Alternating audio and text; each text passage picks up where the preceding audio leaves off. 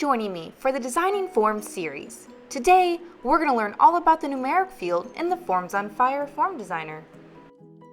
The numeric field is the number 3 icon on the left-hand side of the form designer. This field is for capturing number values. You can restrict to either integer or decimal values, as well as controlling the range of values permitted. To add a numeric field to your form, just click and drag the new field to where you want to place it in your page.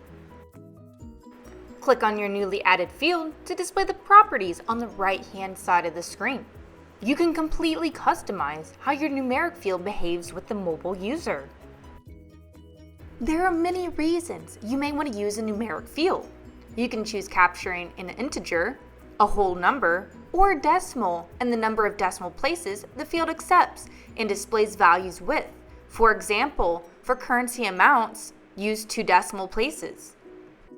You also have the ability to restrict the range. For example, say you want the user to input 10 characters, which is how many numbers are in a phone number. Your minimum would be 10 and your maximum would also be 10.